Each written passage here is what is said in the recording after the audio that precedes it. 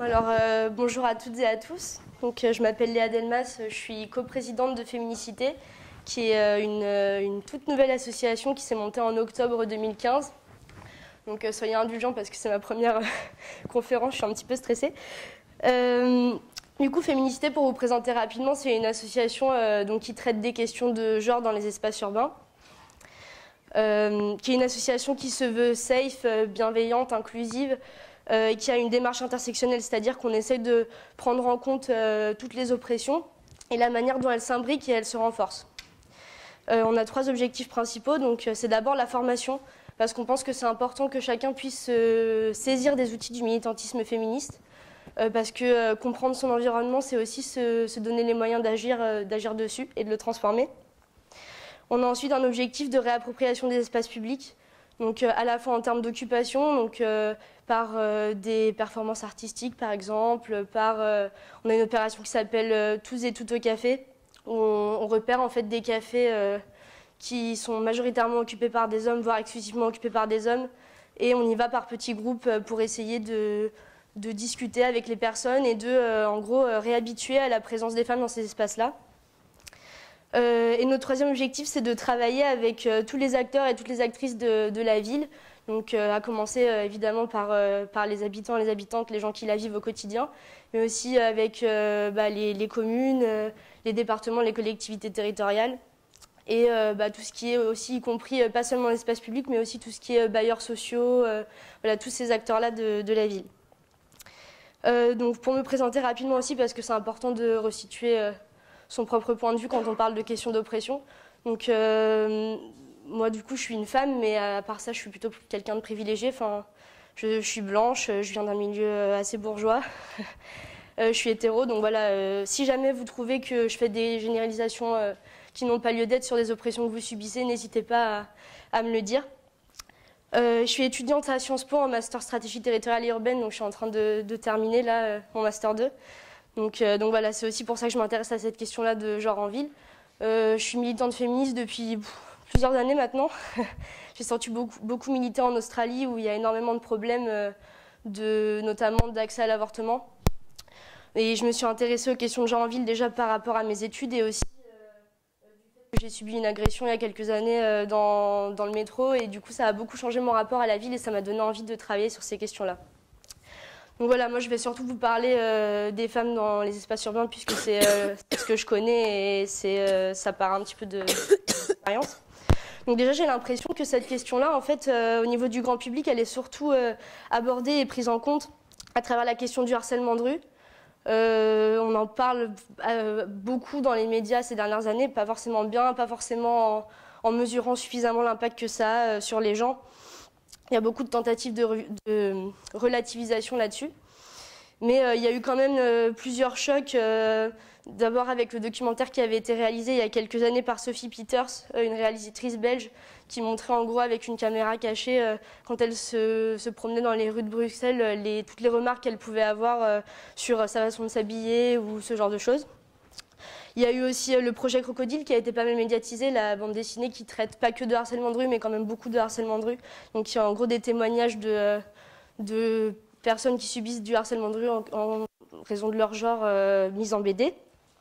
Et aussi il y a eu une étude récente du Haut Conseil à l'égalité entre les femmes et les hommes qui montrait qu'il y a 100% des femmes qui prennent les transports en commun qui déclarent qu'elles ont déjà été victimes de harcèlement de rue dans les transports. Du coup, il y a eu notamment un plan de lutte contre le harcèlement dans les transports qui a été lancé en novembre par le gouvernement, mais dont la plupart des mesures sont en réalité pas encore appliquées ou pas appliquées du tout aujourd'hui. En plus, on voit que c'est quand même une question, le harcèlement de rue, qui est beaucoup, malheureusement comme beaucoup de combats féministes, mais qui est beaucoup instrumentalisé à des fins à la fois racistes et de mépris de classe. Je ne sais pas si vous avez vu le dernier entretien de Pascal Boistard, l'ancienne secrétaire d'État aux droits des femmes, qui maintenant n'est plus là, mais qui a fait une interview dans Marianne où elle expliquait en gros que la Seine-Saint-Denis, c'est un espace, enfin les quartiers populaires de Seine-Saint-Denis, c'est des espaces qui ne sont pas mixtes à cause des extrémistes religieux. Donc en faisant comme si le problème du harcèlement de rue et de la non-mixité dans les espaces n'existait que dans ces endroits-là. Pourtant, le problème, en fait, il est bien plus profond et bien plus complexe que ça. Déjà, je pense que ça vient d'une séparation traditionnelle qui existe entre la sphère publique et la sphère privée avec une association différenciée en fait, des genres à ces deux sphères-là. Donc le genre féminin qui est associé au foyer, à l'espace privé, à la famille. On voit notamment avec le rattachement des droits des femmes au ministère de l'Enfance et de la Famille que c'est encore une idée qui est extrêmement ancrée dans l'imaginaire collectif. Et le rattachement du coup du genre masculin à l'espace public et politique. Ensuite, on a, comme Chris l'a déjà dit, on a une ville qui est construite, pensée et gouvernée par et pour les hommes. Donc on a une ville quand même qui reste majoritairement gouvernée par des décideurs masculins. Donc on voit quand même que les élus, les architectes, les urbanistes, les hauts fonctionnaires, ça reste majoritairement des hommes. Il y a plusieurs choses qui le montrent. Il y a le Tumblr All Male Panels, qui ne parle pas de la France mais des pays anglo-saxons qui le montrent assez bien. Il y a aussi les travaux d'Yves Rebaud. Je ne sais pas si vous le connaissez, mais il a sorti un bouquin il n'y a pas longtemps qui s'appelle « La ville faite par et pour les hommes ». Et il y a des travaux des chercheurs et chercheuses du CNRS qui ont été menés sur la communauté urbaine de Bordeaux qui montrent qu'il y a extrêmement peu de femmes en fait, dans les instances de décision. Donc, dans ces conditions, c'est un peu difficile d'éviter l'androcentrisme, c'est-à-dire l'attitude qui privilégie la pensée uniquement à travers le spectre masculin. Et enfin, on a une idée du genre comme facteur à la fois historique, social et politique qui construit une ville qui est matrice d'inégalité, qui s'incarne dans plusieurs analyses. Et une partie de ces analyses que personnellement je partage part de l'idée en fait, des pratiques et des attitudes liées au corps. Donc en fait, c'est l'idée qu'on a un corps qui fait la norme, c'est-à-dire le corps qui est masculin, qui est blanc, hétérosexuel et de classe moyenne ou supérieure. Et que ce corps-là, il déploie sur l'espace public une diversité de comportements qui sont considérés comme acceptables, plus importante que les autres groupes sociaux. Et qu'en fait, c'est ces différentiels de droits à faire qui sont formateurs d'espace par l'étiquetage de ces espaces. Et du coup, c'est ça qui fait la formation de frontières qui sont au final à la fois physiques et symboliques et qui crée la ségrégation des espaces qu'on peut observer dans les villes aujourd'hui. Donc ça se pose de plein de manières. Ça se pose de manière évidente en termes de classe. On voit tous très bien ce que c'est un quartier populaire, ce que c'est un quartier plus bourgeois et les différences qu'on peut trouver entre ces quartiers-là. Mais ça se pose aussi en termes de frontières qui sont liées au genre avec différentes pressions sociales et différentes violences symboliques. Donc ces frontières-là, elles s'incarnent en fait, par exemple, dans les inégalités de confort qui sont ressenties par les femmes concernant leur possibilité de déplacement, leur possibilité de vivre la ville. On a un discours très violent qui est déployé par les institutions à la fois publiques, par exemple la police. Je ne sais pas si vous avez vu le clip de la police hongroise qui explique en gros que quand on est une femme et qu'on se maquille et qu'on boit en boîte de nuit, après il ne faut pas s'étonner d'être violée. Et c'est vraiment dit comme ça. Il y a aussi les recommandations du ministère de l'Intérieur que vous pouvez trouver sur leur site, qui explique qu'il ne faut pas avoir peur quand on est une femme dans l'espace public, mais par contre, il faut tenir son sac bien serré contre soi et avancer d'une marche rapide et assurée et pas regarder trop ce qui se passe autour. C'est pareil, c'est écrit comme ça, vraiment. Et aussi par les acteurs privés, donc les familles. Moi, mes parents m'ont beaucoup dit, quand j'ai commencé à sortir, attention, t'habille pas trop court, rentre pas trop tard, fais-toi accompagner, etc. Et du coup, en fait, tous ces discours-là, ils invitent les femmes à prendre leurs précautions pour éviter les agressions, à savoir distinguer des lieux soi-disant sûrs des lieux soi-disant dangereux. Et tout ça, ça participe à la reproduction de ces inégalités d'accès à la ville, en s'appuyant sur l'idée qu'il y a une vulnérabilité du corps des femmes qui, du coup, doivent être protégées. Et ça justifie leur mise sous tutelle, en quelque sorte, et la restriction de leur liberté. En plus, toutes ces injonctions-là, ça renvoie quand même à une solution qui est hyper individuelle. C'est les femmes qui doivent faire attention, qui doivent prendre leurs précautions, alors que pour moi, il y a plutôt une vraie nécessité de mettre en place des vraies politiques publiques dans ce domaine-là, parce que les questions de genre, c'est des constructions sociales, et du coup, c'est pas avec des solutions individuelles qu'on va régler ça. Donc, on voit quand même qu'il y a j'ai fait pas mal d'ateliers en Australie où on discutait entre femmes de comment on vivait notre rapport à la ville. Il y avait quand même un sentiment d'insécurité qui était assez partagé par les femmes qui étaient présentes à ces ateliers. Donc ça, c'est causé par la socialisation dont j'ai parlé précédemment, des filles et des jeunes femmes, et aussi par l'expérience qu'on fait au quotidien de la ville, en fait, avec cette menace permanente du harcèlement de rue, qui fonctionne un peu comme un rappel à l'ordre du fait que cet espace public, c'est pas le nôtre, et que le fait d'y exister, c'est pas normal quoi, pour nous. Et du coup, ça crée tout un tas de stratégies d'évitement, ce que Guy Dimieux appelle des murs invisibles, donc des frontières invisibles qui font qu'on va éviter certains espaces ou on va éviter certains horaires de sortie. à cause du fait qu'on nous a dit que c'était comme ça qu'on allait se protéger. Et on observe quand même qu'il y a un sentiment partagé que les espaces urbains peuvent être potentiellement menaçants et dangereux pour nous.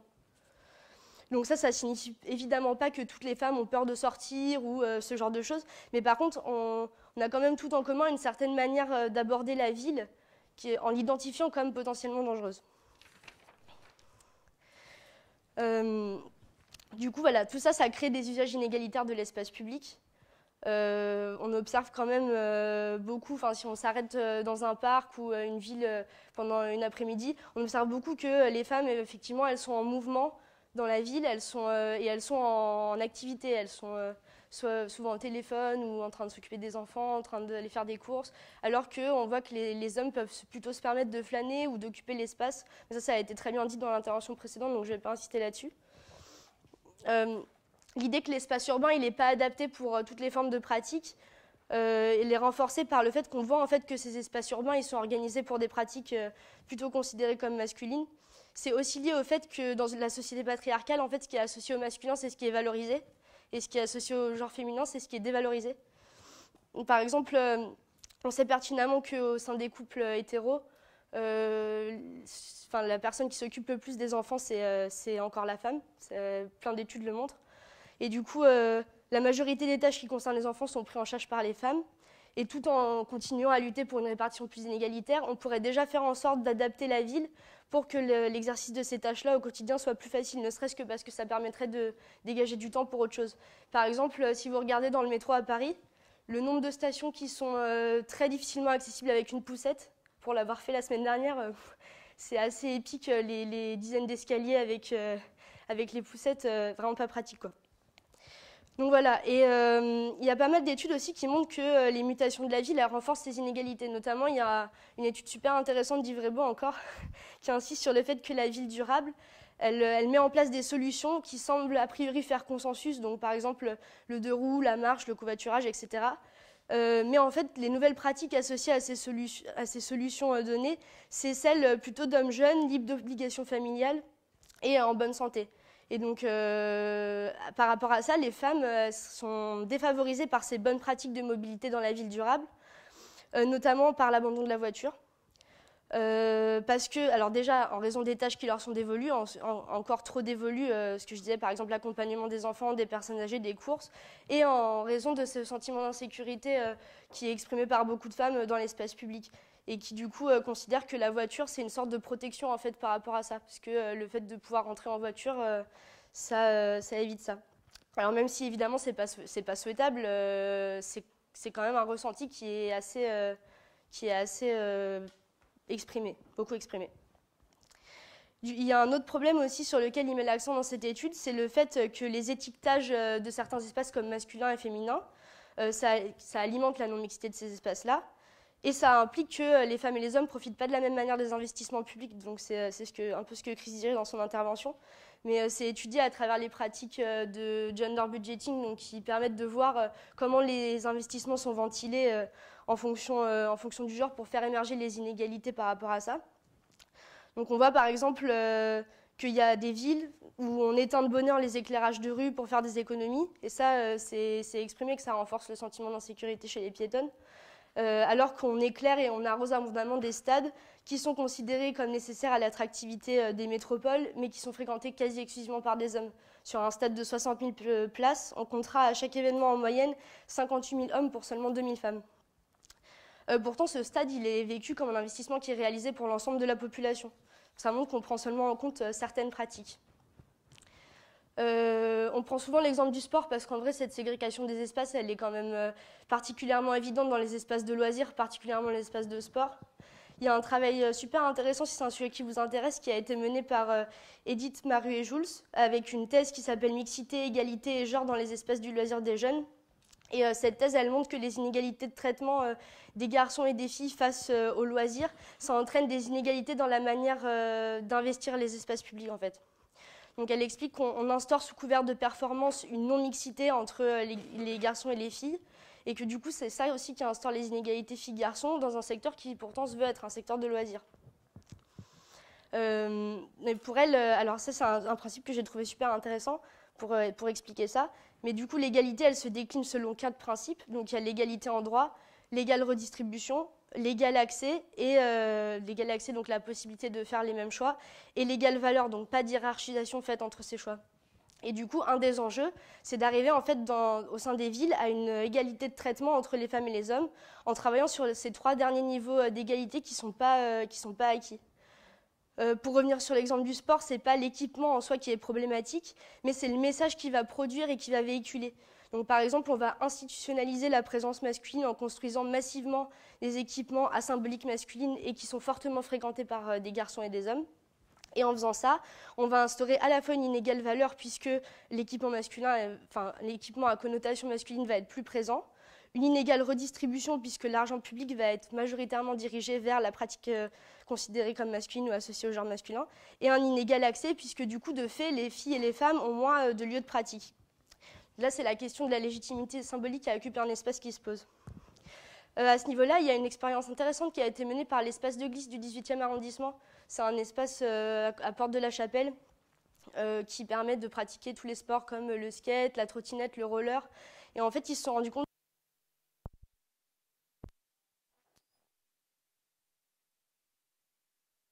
qu'ils puissent s'initier à la pratique de ces sports-là. Et ensuite, ils ont proposé à ces filles-là de rejoindre des cours mixtes. Et ça a hyper bien marché, ça a fait exploser la fréquentation de l'espace de glisse par des femmes, et eux, ils expliquent ça par le fait qu'en fait, ils ont montré par là à ces filles qu'elles étaient légitimes à occuper cet espace-là, et que du coup, après, elles osaient plus venir. Donc du coup, pour donner quelques pistes de réflexion sur ce que nous, on pense qu'il faudrait commencer à faire un petit peu pour transformer ces espaces urbains. Donc, en plus de neutraliser les espaces publics pour les rendre moins lourds en termes de symbolique genrée, mais repenser le rôle d'une non-mixité qui pourrait être cette fois-ci choisie pour ensuite aboutir à une mixité ordinaire, donc comme ça a été fait à l'espace de glisse, pour montrer aux femmes qu'elles sont légitimes à occuper les espaces. Moi, ça me paraît être une bonne idée. Ensuite, une des premières choses à mon sens à mettre en place, c'est la diversification des profils des décideurs et des décideuses. Et leur formation, en fait, la formation de tous les acteurs qui concourent à penser et gérer la ville aux questions d'inégalité de genre. Personnellement, j'ai fait un master en stratégie territoriale et urbaine. C'est pas un truc qu'on a abordé une seule fois en cours sur 2 ans de master, pas une seule fois. Donc c'est quand même un gros problème parce que si les gens ne sont pas formés à ça, ils n'arrivent même pas à voir qu'il y a un problème en fait. On peut aussi travailler sur le réinvestissement de tout ce qui est processus de concertation et prise de décision par les femmes. Donc là encore, je pense d'abord en créant des espaces qui leur sont réservés ou au moins qui leur sont adressés en premier lieu. Donc par exemple des ateliers non mixtes de travail sur plan ou de discussion pour réfléchir à comment on pourrait repenser la ville. Des ateliers d'écriture féministe sur la ville, ça se fait déjà à Gennevilliers et ça marche plutôt pas mal. Démarche exploratoire, qui est quelque chose qui est né au Canada et qui en gros, pour simplifier, c'est des petits groupes de femmes qui habitent à un endroit qui font une marche dans cet endroit-là en identifiant les espaces problématiques, les espaces où elles ne se sentent pas à l'aise et qui ensuite font remonter tous ces espaces-là et les idées qu'elles auraient pour les transformer soit à la ville ou aux élus, etc. Pour ensuite qu'il y ait un travail qui soit fait derrière. Ça, c'est un travail qui se fait dans le long terme. Normalement, il faut revenir plusieurs fois au même endroit, à différents horaires, à différentes saisons, pour que ça soit vraiment efficace. Donc, tous ces outils-là, ils doivent avoir en fait un objectif de ce qu'on appelle empowerment. Donc, c'est en fait l'idée qu'il faut mener un processus de reconnaissance de la capacité des personnes, en l'occurrence des femmes, à trouver des solutions viables aux problèmes qu'elles rencontrent au quotidien, afin de leur faire prendre conscience de leurs compétences et du fait qu'elles soient légitimes à parler de ça et à prendre part aux choix collectifs et particulièrement aux choix collectifs qui les concernent. Et en plus, tout ça, ça peut permettre de faire de la construction des politiques publiques un outil carrément d'inversion du rapport de force et de permettre non seulement qu'elles se réapproprient les espaces urbains, mais également donner une confiance dans leur capacité à agir politiquement et à faire usage de notre savoir de citoyenne pour contribuer à changer notre quotidien de manière plus large et pas seulement au niveau des espaces urbains. Donc voilà, bon, en fait, suite à tout cela, on fait le constat que la ville, elle est organisée aujourd'hui selon un système urbain qui est inégalitaire et qui non seulement impose des usages inégalitaires des espaces publics, mais qui en plus contribue à renforcer les normes de genre. Par exemple, en essentialisant à travers l'espace et les choix d'aménagement urbain des caractéristiques et des pratiques qui sont identifiées comme féminines ou masculines. Et en allant plus loin que les questions d'inégalité femmes-hommes, en prenant en compte globalement la question des oppressions spécifiques dans la ville, on remarque qu'aujourd'hui, on a des grandes villes qui suivent un modèle qu'on peut dire néolibéral, ou en tout cas qui est de plus en plus soumis à des intérêts privés, qui cherchent à effacer les espaces alternatifs et à lisser l'ensemble de l'espace urbain pour le faire correspondre aux pratiques qui sont issues de la norme dominante. Donc, on a quand même beaucoup de travaux qui montrent qu'il y a une disparition progressive des quartiers populaires dans les grandes métropoles des pays du Nord, qu'il y a aussi une disparition de certains quartiers LGBTQ. Et donc, il y a un chercheur, par exemple, qui s'appelle Michael Frisch, qui est un chercheur américain, qui montre que l'espace urbain est marqué par une construction hétérosexiste qui privilégie depuis les années 80 environ les politiques de sécurisation et d'ordre urbain. Et que ces politiques-là, elles sont dirigées en partie contre les espaces queer des grandes villes, ce qui contribue à les faire disparaître progressivement. Et aussi, en gros, il y a une pression économique et sociale qui découle du système néolibéral, à la fois pour donner de la valeur immobilière au centre-ville et pour créer des sujets urbains qui soient mobiles, qui bougent. Et du coup, pour les quartiers LGBT, ça veut dire qu'on va passer des quartiers qui sont des unités politiques à des espaces qui sont moins spécifiques et plus consuméristes, avec le développement de lieux de socialisation qui sont plus éphémères, qui sont plus dispersés, qui sont moins identifiables à cause de ces politiques d'ordre urbain. Et du coup, ça pose beaucoup de problèmes concrets en fait, pour l'organisation de politiques qui s'appuient sur l'existence de ces quartiers-là, en fait, puisque les impératifs de mobilité, ça accentue aussi les inégalités au sein de la communauté LGBT entre les personnes qui peuvent se déplacer, qui ont le capital social et culturel pour voir où... Qu'est-ce qu'il y a ? Ouais, j'ai fini, t'inquiète. Pour savoir où la vie LGBT se passe et les autres. Bon, en gros, l'idée présente, pour résumer derrière tout ce que j'ai dit, c'est qu'on ne peut pas mettre en place un projet urbain qui soit à la fois inclusif et adressé à toutes et tous, qui permette de déconstruire la ségrégation de ces espaces sans prendre en compte toutes les problématiques qui sont liées aux oppressions spécifiques. Parce que sinon, en fait, ce qu'on fait, c'est qu'on dit qu'on fait un projet qui est pour tout le monde, mais on revient toujours à des projets qui correspondent et qui satisfont la norme dominante, et pas forcément les autres pratiques. Et du coup, tant qu'on ne fera pas ça, on restera avec des villes qui sont telles quelles, qui sont des espaces ségrégés pour les personnes qui se reconnaissent dans des identités qui ne correspondent pas à la norme qui est valorisée.